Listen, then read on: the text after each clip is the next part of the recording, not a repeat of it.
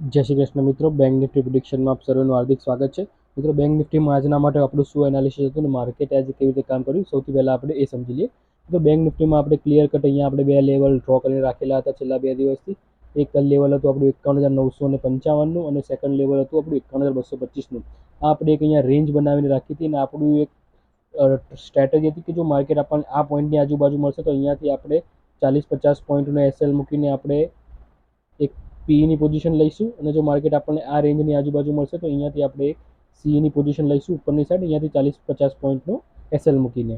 આ આપણી એક થોટ પ્રોસેસ હતી. મિત્રો, માર્કેટ તમે જોશો આજે અહીંયા એકદમ રેન્જની નીચેની સાઈડ ઓપન થયું અને માર્કેટ ઇમિડિયેટલી આ લેવલની આજુબાજુ આવી ગયું. અહીંયાથી આપણે સ્ટ્રેટેજી પ્રમાણે ડિસિઝન કરવાનું હતું કે આપણે કોલની પોઝિશન લેવાની હતી, જે આપણું ડિસ્કશન હતું. અને અહીંયાથી આપણે 40-50 કે મેક્સિમમ 60 પોઈન્ટનો અહીંયા આપણે એસએલ મૂકવાનો હતો. અહીંયા માર્કેટે આપણને ચોક્કસપણે ટ્રેપ કર્યા છે, આપણને અહીંયા નિરાશ કર્યા, આપણને માર્કેટ એની જાલમાં અહીંયા ફસાવી દીધા. માર્કેટ અહીંયા બહુ જ વધારે પડતું થોડુંક નીચે જતું રહ્યું, આપણો લગભગ એસએલ હિટ કરાવી નાખ્યો. માર્કેટ લગભગ 85 પોઈન્ટ નીચે જતું રહ્યું આ લેવલથી ને પછી માર્કેટ રિવર્સ થયું. જે મોમેન્ટમ આપણને આ લેવલથી એક્સપેક્ટ હતો કે અહીંયાથી જ માર્કેટ રિવર્સ થશે ને આપણને બસ 300-400-500 પોઈન્ટનો મોમેન્ટમ આપશે, એ માર્કેટે અહીંયા આપણનો એસએલ હિટ કરાવીને પછી આપણને અહીંયા ટ્રેડ આપે. તો માર્કેટે ડેફિનેટલી આજે આપણને નિરાશ કર્યા.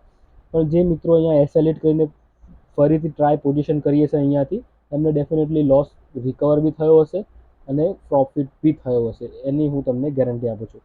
પણ જે આપણી ફર્સ્ટ સ્ટ્રેટેજી હતી એમાં માર્કેટે આપણે ડેફિનેટલી આજે ટ્રેપ કરીને ફસાવી લીધા. તો નો વરીઝ મિત્રો, માર્કેટમાં આવું થતું હોય છે. પણ આપણે લોસ કરીએ તો નાનો કરીએ અને પ્રોફિટ કરીએ તો મોટો કરીએ, એ રીતનું આપણું રિસ્ક મેનેજમેન્ટ હોવું જોઈએ. એટલીસ્ટ 1:2નું આપણું રિસ્ક ટુ રિવોર્ડ મેન્શન હોવું જોઈએ. મતલબ 100 રૂપિયાનો જો આપણે લોસ કરતા હોઈએ તો સામે 200 રૂપિયાનો પ્રોફિટ કરવાની આપણામાં આવડત, આપણામાં કેપેસિટી, આપણી કેપેબિલિટી જે બી તમે કહો એ હોવી જોઈએ. જો તમે 200 રૂપિયાનો પ્રોફિટ ના કરી શકતા હો તો તમારે 100 રૂપિયાનો લોસ કરવાનો કોઈ હક નથી. આ વસ્તુ તમારે યાદ રાખવાની છે. હવે આવતીકાલ માટે બી મિત્રો હું તમને કહું કે હજી બી માર્કેટ રેન્જમાં જ ફસાયેલું છે. હું તમને લોંગ ટર્મ ટાઈમ ફ્રેમ ઉપર બતાવું, તમને 45 મિનિટના ચાર્ટ ઉપર બી બતાવું તો માર્કેટ તમે જોશો છેલ્લા ઘણા 2-3 દિવસથી તમે જોશો માર્કેટ આ જ રેન્જમાં ચાલી રાખે છે. આ જ તમે રેન્જ જોશો, માર્કેટે હજી બી આ રેન્જને તોડી નથી. આ જ રેન્જમાં માર્કેટ ફસાયેલું છે. આજે બી માર્કેટ આ લેવલની નીચે ગયું પણ ઇમિડિયેટલી માર્કેટ રિવર્સ થઈ ગયું. તમે જોશો આ લેવલ નીચે થયું ખરા, અહીંયા માર્કેટ ગયું, એક સમય એવું લાગ્યું કે આ રેન્જ તોડી દીધી છે પણ માર્કેટ ઇમિડિયેટલી રિવર્સ થઈ ગયું અને પાછું આ જ રેન્જમાં ક્યાંક ને ક્યાંક અહીંયા વચ્ચે સેન્ટરમાં આવી ગયું છે.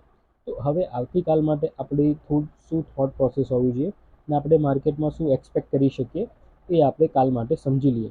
મિત્રો, હજી બી હું માર્કેટમાં કંઈ ખાસ મોમેન્ટમ કાલે બી જોઈ નથી રહ્યો, કારણ કે માર્કેટ એક રેન્જમાંથી જ્યાં સુધી આ નહીં નીકળે, આ રેન્જ હવે બહુ જ જેમ જેમ દિવસ પસાર થાય છે એમ આ રેન્જ સ્ટ્રોંગ થતી જાય છે.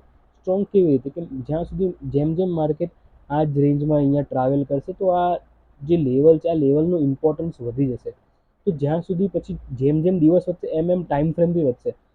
તો જ્યાં સુધી હવે મારા મત મુજબ જ્યાં સુધી એક વન ડેની કેન્ડલ, એટલે આ ડેની કેન્ડલ છે, એ વન ડેની કેન્ડલ જ્યાં સુધી આની ઉપર ક્લોઝિંગ નહીં આપે આ લેવલની ઉપર, એટલે 51,955, એટલે આપણે માનીને ચાલીએ કે 52,000ના લેવલની ઉપર જ્યાં સુધી એક વન ડેની કેન્ડલ ક્લોઝ નહીં આપે ત્યાં સુધી માર્કેટમાં એક ઉપરની સાઈડ આપણને જે 700-800 પોઈન્ટનો મોમેન્ટમ એક ફ્લોમાં જોવા મળે, 1000 પોઈન્ટનું, એવું આપણને મોમેન્ટમ જોવા નહીં મળે. આ રેન્જમાં જ આપણને 400-500-600 પોઈન્ટનું મોમેન્ટમ જોવા મળશે.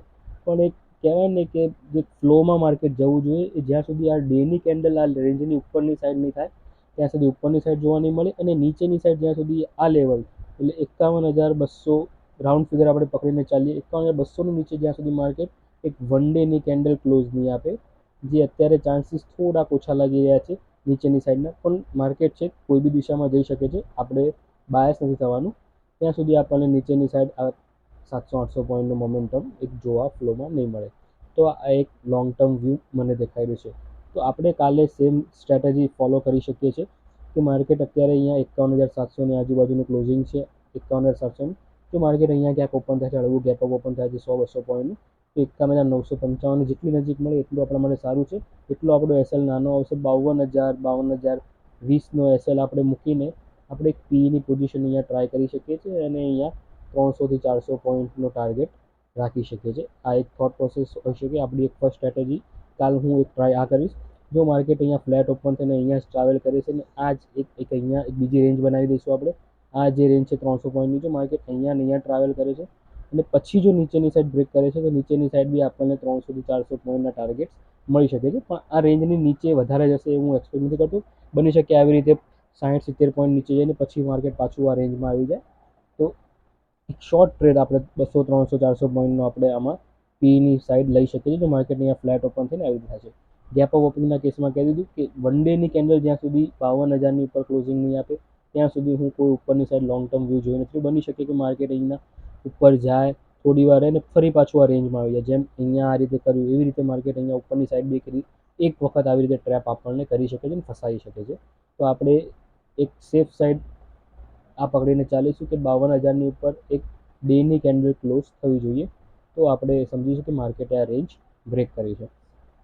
અને જો માર્કેટ ગેપડાઉન ઓપન થાય છે તો સેમ સ્ટ્રેટેજી, આ લેવલની આજુબાજુ માર્કેટને આવવા દેવાનું છે. અહીંયા હળવું ગેપડાઉન ઓપન થાય કે ફ્લેટ ઓપન થાય તો નીચે આવતું હોય તો નીચે આવવા દેવાનું. અને આ લેવલની આજુબાજુ આજનો લો છે 51,138. એસએલ થોડોક મોટો આવશે, ભલે આવતો. ક્વોન્ટિટી તમે ઓછી કરી દેજો કારણ કે એસએલ આટલો તો મિનિમમ આપણે રાખવો જ પડશે.